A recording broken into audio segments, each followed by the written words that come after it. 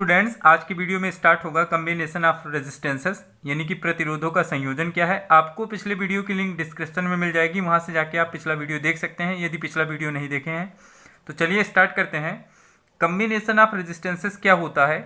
ये दो प्रकार का होता है। इसमें प्रतिरोधों का संयोजन किया जाता है। इसके दो मेथड हैं, एक है श्रेणी क्रम संयोजन और दूसरा है समांतर क्रम संयोजन। तो सबसे पहले हम ये जानेंगे श्रेणी क्रम संयोजन क्या होता है, इसके बाद हम समांतर क्रम संयोजन जानेंगे क्या होता है।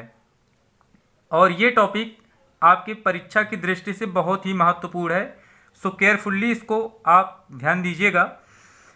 अब यहाँ पे चलते हैं, श्रेणी क्रम संयोजन पहले समझते हैं क्या है। इसमें क्या होता है कि बहुत सारे प्रतिरोध होते हैं, जैसे यहाँ पे मैं डायग्राम बना रहा हूँ। यहाँ पे आपका ये श्रेणी क्रम संयोजन है। इसमें मान लेते हैं हम 3 प्रतिरोध है। प्रतिरोध को हम R1, R2, R3 से डिनोट करते हैं, ये आपको पता होगा। अब यहाँ पे एक बैटरी लगा दी गई। बैटरी में अगर हम देखेंगे तो ये प्लस टर्मिनल होगा जो बड़ी लाइन होगी, और ये माइनस होगा। ये आपका R1 हुआ, ये R2 हुआ, ये R3 हुआ। अब इसमें मान लेते हैं कि प्रवाहित होने वाली धारा I है।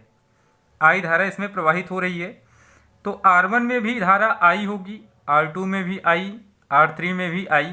धारा इसलिए नहीं डिवाइड हो रही है क्योंकि एक ही लाइन में वो जा रही है, मतलब संधि कोई नहीं मिल रही है, एक ही रास्ता उसको मिल रहा है, तो धारा इसमें डिवाइड नहीं होगी, यानी कि सब में धारा का मान बराबर होगा।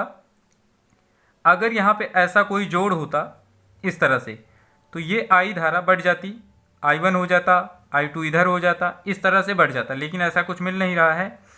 इसलिए R1, R2, R3 में प्रवाहित होने वाली धारा का मान कितना होगा? I होगा। अब आपसे अगर कोई पूछता है कि श्रेणी क्रम संयोजन क्या है, तो आप ये बताइएगा कि जब 2 या 2 से अधिक प्रतिरोधों को इस प्रकार जोड़ा जाता है कि पहले प्रतिरोध का दूसरा सिरा दूसरे प्रतिरोध के पहले सिरे से तथा दूसरे प्रतिरोध का दूसरा सिरा तीसरे प्रतिरोध के पहले सिरे से जुड़ा होता है, तो इस प्रकार के संयोजन को श्रेणी क्रम संयोजन कहते हैं। क्या हमने बोला कि जब 2 या 2 से अधिक प्रतिरोधों को इस प्रकार जोड़ा जाता है कि पहले प्रतिरोध का दूसरा सिरा दूसरे प्रतिरोध के पहले सिरे से तथा दूसरे प्रतिरोध का दूसरा सिरा तीसरे प्रतिरोध के पहले सिरे से जुड़ा होता है, तो इस प्रकार का संयोजन श्रेणी क्रम संयोजन कहलाता है।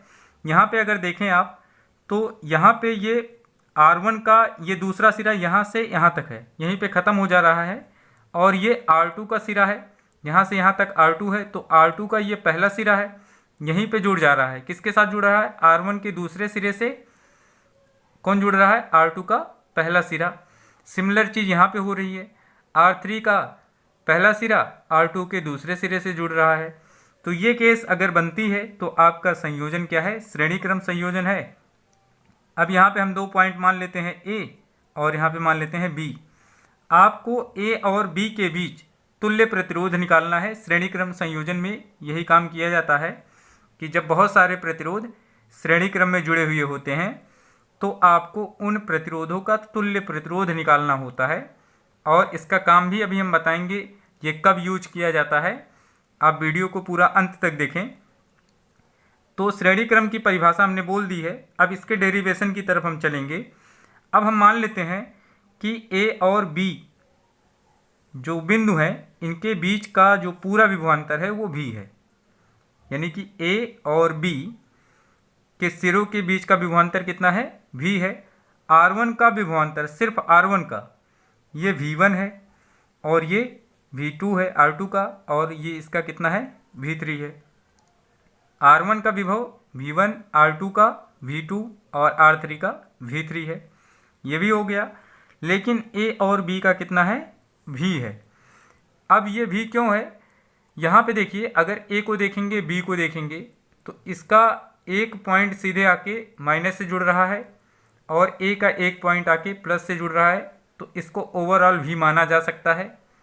ये यहाँ से यहाँ तक कितना होगा? V होगा। लेकिन V1 R1 ये किसके लिए यहाँ पे होगा डिनोट? ये R1 के साथ में V1 होगा, R2 के साथ में V2 होगा, R3 के साथ में V3। जब हम लोग ओम्स लॉ पढ़े थे तो V is equal to I R आपको मिला था। यहाँ पे अगर ये धारा आपकी नियत है तो रेजिस्टेंस यहाँ पे डिफरेंट है, तो जाहिर सी बात है विभव क्या होगा, अलग अलग होगा। तो इस केस में यहाँ पे ये माना गया है।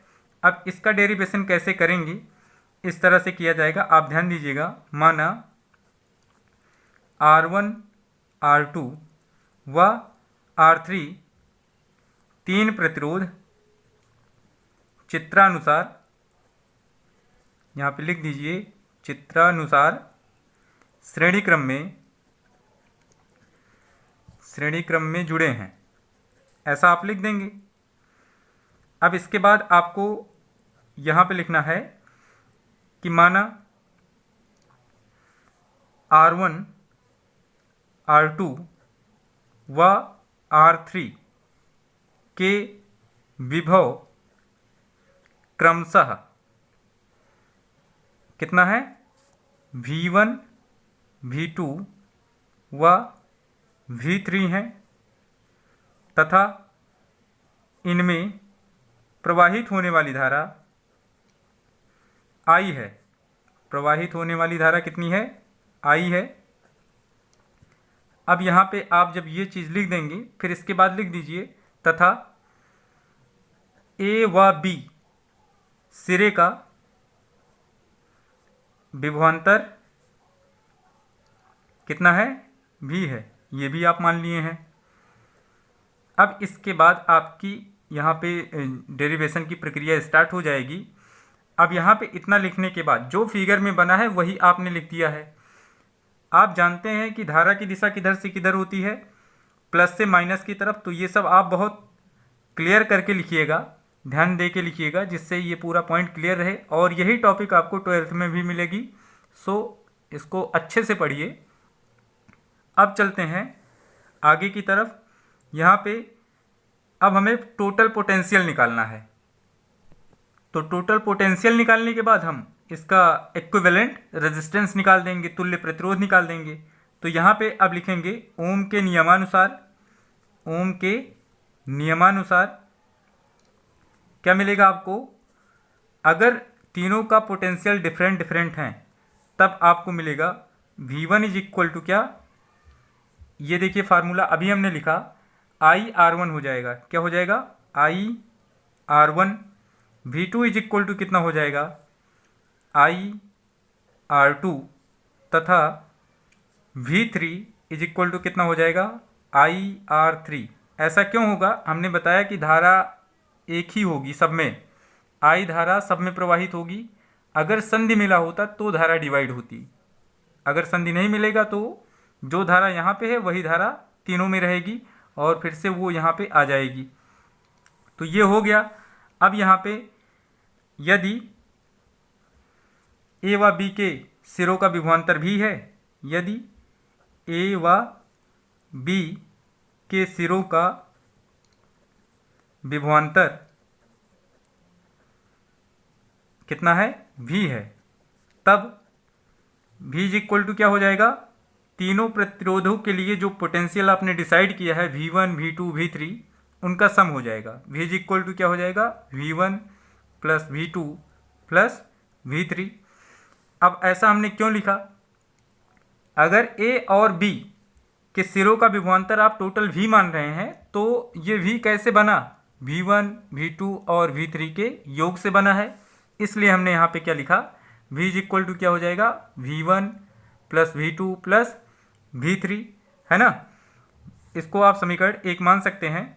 समीकरण 1 में V1 V2 व V3 का मान रखने पर, मान रख दीजिए आपके पास जो है, तो मान रखेंगे जब, तो ये बन जाएगा आपका V is equal to V1 के स्थान पे IR1 plus IR2 plus IR3, ऐसा हो जाएगा।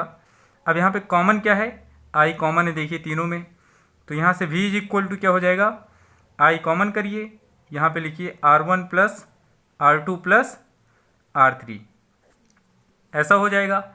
अब यहाँ पे अगर हम मान लें कि R1 R2 R3 के स्थान पर सिर्फ R प्रतिरोध एक प्रतिरोध कोई माने, यानी कि इन तीनों के स्थान पे एक प्रतिरोध लगा दिया जाए आर। आप ये सब ना ड्रा करिएगा, ये तो हम आपको समझाने के लिए आ रहे हैं यहाँ पे। तो यहाँ पे क्या हो जाएगा, इसमें भी आई एम्पियर की धारा प्रवाहित होगी। आप देखें, क्योंकि ये भी इसी लाइन में जुड़ेगा। यदि R1, R2, R3 तीनों के स्थान पे R मान का एक प्रतिरोध लगा दिया जाए तो इसमें भी प्रवाहित होने वाली धारा कितनी होगी, I होगी। और इसके भी सिरों का विभवांतर क्या होगा, V होगा, क्योंकि इसी स्थान पे ये जोड़ दिया जाएगा। जैसे हमने ऊपर बनाया है ऐसे लाके नीचे शिफ्ट कर दिया जाएगा। तो यहाँ पे हम लिखेंगे यदि R1, R2 व R3 के स्थान पर एक प्रतिरोध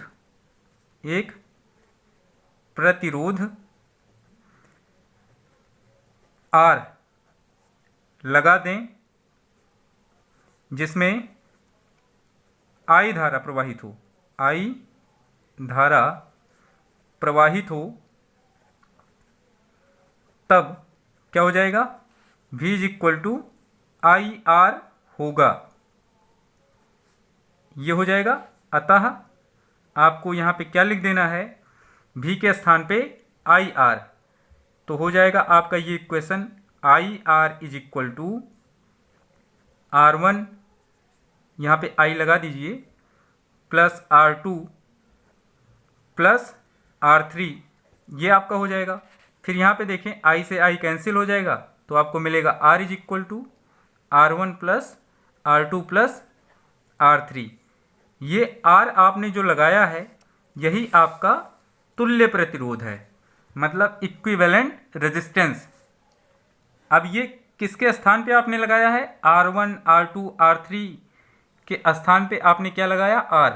इसका मतलब ये है कि आप इन तीनों के सम के बराबर एक यहाँ पे रेजिस्टेंस लगा रहे हैं, जिसका प्रतिरोध कितना है, R ओम है। तो यहाँ से ये चीज़ क्लियर हो रही है कि यदि R1, R2, R3 के स्थान पे एक आप प्रतिरोध लगा रहे हैं जिसका मान R है और इसमें भी प्रवाहित होने वाली धारा I है, ऑलरेडी इसके सिरों का विभवांतर कितना है, V है, तो V = क्या हो जाएगा, IR होगा। अतः IR = क्या हो जाएगा, ये कंडीशन। तो यहाँ से आपको ये चीज़ मिल जाएगी। अब यही R आपका क्या है, तुल्य प्रतिरोध है। अब इसको किस तरह से बोलेंगे ये भी यहाँ पे जानना है आपको। तो यहाँ पे इसकी परिभाषा आप बोल सकते हैं, जब दो या दो से अधिक प्रतिरोधों को श्रेणी क्रम में जोड़ा जाता है तब तुल्य प्रतिरोध का मान उन प्रतिरोधों के अलग अलग मानों के योग के बराबर होता है। ये चीज़ यहाँ से आप बता सकते हैं। क्या बोलेंगे कि जब दो या दो से अधिक प्रतिरोधों को श्रेणी क्रम में जोड़ा जाता है तब तुल्य प्रतिरोध का मान उन प्रतिरोधों के अलग अलग मानों के योगफल के बराबर होता है, ऐसा आप यहाँ पे कह सकते हैं। अगर मान लेते हैं n प्रतिरोध हैं, यदि n प्रतिरोध श्रेणी क्रम में जुड़े हों, किस में जुड़े हों, श्रेणी क्रम में जुड़े हों, तब आपको R का मान क्या मिल जाएगा, R = आपको मिलेगा R1 plus R2 plus R3, ऐसे करके कहाँ तक, प्लस Rn तक। मतलब जैसे यहाँ पे आप लिख सकते हैं R4, R5, ऐसे n बराबर क्या है, n एक नंबर है आपका जो 1, 2, 3, 4, 5 को इंडिकेट करता है। तो अगर n प्रतिरोध श्रेणी क्रम में जुड़े हैं तो R का मान क्या होगा, R1 plus R2 plus R3, ऐसे डैश डैश करके कहाँ तक, Rn तक। मतलब उन n प्रतिरोधों का योगफल अगर हम निकालेंगे तो हमको तुल्य प्रतिरोध का मान मिल जाएगा। किस में मिल जाएगा, श्रेणी क्रम में मिल जाएगा। तो आई होप आप ये समझ गए होंगे। अब हम आपको बताते हैं कि श्रेणी क्रम संयोजन कब किया जाता है। आपसे ये भी पूछा जा सकता है एग्जाम में, श्रेणी क्रम संयोजन कब करते हैं, प्रतिरोधों का श्रेणी क्रम संयोजन क्यों किया जाता है। जब आपको ज़्यादा प्रतिरोध की आवश्यकता होती है तो आप श्रेणी क्रम संयोजन करते हैं प्रतिरोधों का। मतलब आप ऐसा बोलें कि जब ज़्यादा प्रतिरोध की आवश्यकता होती है तब हम प्रतिरोधों का श्रेणी क्रम संयोजन करते हैं। अब यहाँ पे देख लीजिए, जैसे R1 का मान 1 ओम है, R2 का मान 2 ओम है, R3 का मान लेते हैं ये भी 2 ओम है। अब आपको ज़्यादा ओम की ज़रूरत है, लेकिन आपके पास यही 3 प्रतिरोध हैं, तो आप क्या करें कि इनको श्रेणी क्रम में जोड़ दें। जब जोड़ेंगे तो R का मान कितना हो जाएगा, 2 2 4 1 5, कितना हो जाएगा 5 ओम। मतलब जो उसका तुल्य प्रतिरोध आएगा वो 5 ओम का हो जाएगा। इस तरह से आप तुल्य प्रतिरोध निकालेंगे। इस टाइप के जो न्यूमेरिकल्स हैं अगले वीडियो में आपको डिस्कस करेंगे। आज की वीडियो में बस इन सभी प्रतिरोधों के संयोजन का डेरिवेशन हम कर रहे हैं और आपको बता रहे हैं। तो इसका एडवांटेज आप समझ गए होंगे कि जब हमें ज़्यादा प्रतिरोध की ज़रूरत होती है तब हम क्या करते हैं, प्रतिरोधों का श्रेणी क्रम संयोजन कर देते हैं। अब हम चलते हैं दूसरे वाले संयोजन पे, जो है आपका समांतर क्रम संयोजन। तो इसमें क्या होता है आप देख सकते हैं, आप यहाँ पे हेडिंग में लिख लीजिएगा कौन सा संयोजन, समांतर क्रम संयोजन, पैरेलल कॉम्बिनेशन ऑफ रेजिस्टेंसेस। यहाँ पे आपकी ये टॉपिक हो जाएगी। अब यहाँ पे हम 3 प्रतिरोध और लेते हैं, इनको समांतर क्रम में जोड़ते हैं। तो समांतर क्रम का मतलब ऐसे ही लग रहा है कि वो प्रतिरोध एक दूसरे के समांतर होंगे। तो यहाँ पे ऐसे मानते हैं कि R1 आपका यहाँ पे है, अब बीच में एक जुड़ गया R2 और एक यहाँ पे जुड़ गया R3। अब इन प्रतिरोधों को एक बैटरी से आपको जोड़ना है। जब तक बैटरी नहीं जुड़ेगी तब तक इसमें से कोई धारा का प्रवाह नहीं होगा। तो आप यहाँ पे बैटरी ऐसे जोड़ दें, यहाँ पे लिखें प्लस, यहाँ पे लिखें माइनस। ये पॉइंट आपका A हो जाएगा, ये पॉइंट B। अब यहाँ पे R1 R2 R3 ये आपका हो गया है। अब देखिए, अगर यहाँ से बैटरी से जो धारा निकल रही थी वो I है, तो जब इस पॉइंट पे जाएगी तो धारा 3 रास्तों में डिवाइड हो जाएगी, एक R1 में, एक R2 में, एक R3 में।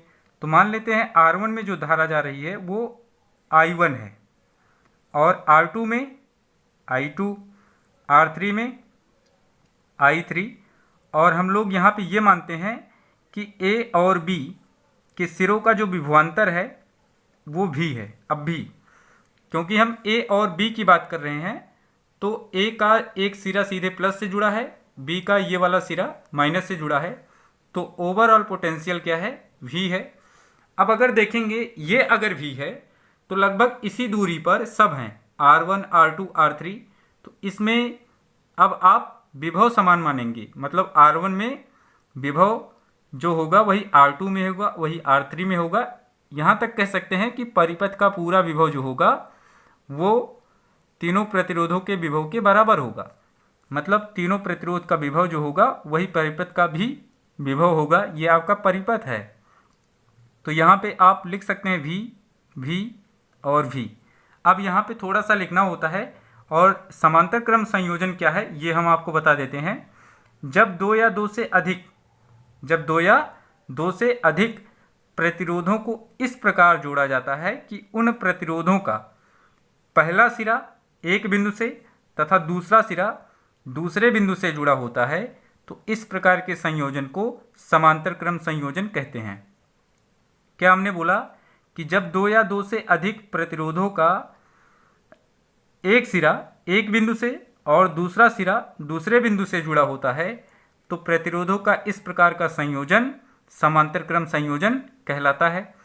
और हमने ये बताया यहाँ पे कि इसमें धाराएं अलग अलग होंगी और विभव इसका बराबर होगा, यानी कि सभी प्रतिरोध का जो विभव होगा वो आपस में बराबर होगा। और यही प्रतिरोध का जो विभव है ये परिपथ का विभव भी होगा। तो अब चलते हैं इसके डेरिवेशन की तरफ। यहाँ पे हम लिखेंगे चित्रानुसार तीन प्रतिरोध R1 R2 व R3 समांतर क्रम में जुड़े हैं, ये आप लिख देंगे। अतः इनमें प्रवाहित होने वाली धारा कितनी कितनी है ये आप जान रहे हैं। यहाँ पे प्रवाहित होने वाली धारा क्या है, I1, I2 व I3 है। ठीक है ना, ये आप लिख देंगे। इनमें प्रवाहित होने वाली धारा क्रमशः भी यहाँ लिख सकते हैं, यहाँ पे लिख दें क्रमशः। क्रमशः का मतलब जिस क्रम में आपने इसको लिखा उसी क्रम में ये धाराएं भी हैं। मतलब I1 किसका है, R1 का है, I2 किसका है, R2 का है, और I3 R3 का है। ये हो जाएगा तीनों प्रतिरोधों का विभव क्या है, V है। तीनों प्रतिरोधों का विभव V है, ये भी आप लिखेंगे। अब ये V क्यों होता है ये मैं बताता हूँ, क्योंकि V यहाँ पे कांस्टेंट इसलिए हुआ है। अगर आप विभव की परिभाषा पे ध्यान देंगे तो V equal to W by क्या होता है, Q। यहाँ पे एक बिंदु से दूसरे बिंदु तक किसी चार्ज को जब लाया जाता है, मतलब एकांक आवेश को, तो जो कार्य करना पड़ता है वही उसका विभव होता है। तो ये जिस प्रकार जुड़े होते हैं लगभग ये बराबर दूरी सब में होती है, समझ रहे हैं ना। तो इसीलिए इनका विभव क्या हो जाता है, बराबर हो जाता है। या आप ऐसा कहें कि ओम के नियमानुसार V इक्वल टू क्या है, IR है। अब यहाँ पे ये डिफरेंट समझ रहे हैं ना। तो एक चीज़ तो कांस्टेंट होनी चाहिए ओम के नियम में, तो यहाँ से आप पोटेंशियल को कांस्टेंट रखें। मतलब ओम के नियम में जब आपने पढ़ा था तो V इक्वल टू IR पढ़ा था, इसमें ये आपका नियतांक था। V और I ये नियतांक नहीं थे, मतलब जैसे जैसे विभव बढ़ता वैसे वैसे धारा बढ़ती। लेकिन यहाँ पे विभव क्या है आपका, कांस्टेंट है, और ये धारा और प्रतिरोध दोनों क्या है, ये कांस्टेंट नहीं है, ये बदलेंगे, मतलब अलग अलग होंगे, ऐसा आप कह सकते हैं। और इस वजह से भी इनका पोटेंशियल सेम है, क्योंकि इनका पहला सिरा एक बिंदु से और दूसरा सिरा दूसरे बिंदु से जुड़ा है, और यहाँ पे ये सीधे आके बैटरी से जुड़ जाते हैं। मतलब जब बहुत सारे प्रतिरोधों का एक सिरा आपस में एक बिंदु से जुड़ा हो और दूसरा सिरा दूसरे बिंदु से जुड़ा हो, तो उन प्रतिरोधों का जो पोटेंशियल होगा वो बराबर होता है। ये भी इसका रीजन है, आप कैसे भी करके बता सकते हैं।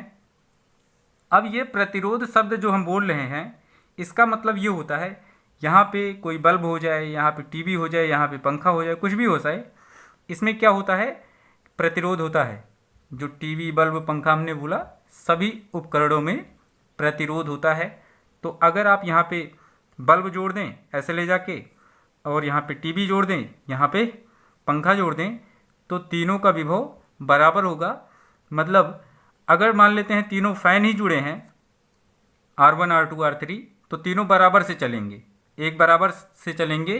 जबकि श्रेणी क्रम में अगर जुड़े होंगे तीनों पंखे, तो पहला वाला सबसे तेज चलेगा, दूसरा वाला उससे धीमा होगा, और तीसरा वाला सबसे धीमा होगा। तो इस तरह से आप यहाँ पे इसको वेरीफाई कर सकते हैं इसमें कैसे क्या होता है। अब हम चलते हैं इसके डेरिवेशन की तरफ। ओम के नियमानुसार, ओम के नियमानुसार क्या मिलेगा आपको, I इज इक्वल टू क्या होता है, यहीं से देखें तो हो जाएगा V बाई R, ये होता है। तो यहाँ से आपको मिलेगा I1 is equal to V by R1, क्योंकि विभव सब में समान है। I2 इज इक्वल टू क्या हो जाएगा, V बाई R2, और यहाँ से आपको मिलेगा I3 इज इक्वल टू कितना, V बाई R3, ये मिल जाएगा। अब यहाँ पे यदि परिपथ में प्रवाहित होने वाली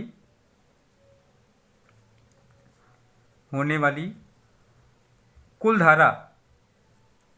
धारा कितनी है, I हो, तो क्योंकि I धारा जो जा रही थी परिपथ में, वही धारा यहाँ पे पहुँच के डिवाइड हो जा रही थी I1 I2 I3 में। फिर यहाँ पे जब वही धारा मिल जा रही थी फिर से I बन जाता है। तो ये यदि परिपथ में प्रवाहित होने वाली कुल धारा कितनी है, I है, तो I इज इक्वल टू क्या हो जाएगा, I1 plus I2 plus I3 हो जाएगा। ये आप समीकरण 1 मान सकते हैं। फिर यहाँ पे लिख दें समीकरण 1 में I1, I2 व I3 का मान रखने पर यहाँ पे आप इसका वैल्यू पुट करें तो आपको एक नया सिस्टम मिलेगा। क्या मिल जाएगा, यहाँ से मिलेगा I is equal to V/R1 plus V/R2 plus V/R3। यहाँ पे सभी के मान हमने अलग अलग लिख दिए हैं। ये हो जाएगा। अब इस केस पे आप फिर वही एक कॉन्सेप्ट यूज करें कि R1, R2, R3 के स्थान पे यदि एक प्रतिरोध R लगा दें, यदि R1, R2 व R3 के स्थान पर एक प्रतिरोध R मान का लगा हो, तब क्या हो जाएगा, तब I इज इक्वल टू क्या होगा, V/R होगा। यही तो होगा। मतलब इन तीनों के स्थान पे एक प्रतिरोध लगाया जा रहा है जिसका मान R है। तो ये R क्या है, इन तीनों का इक्विवेलेंट है।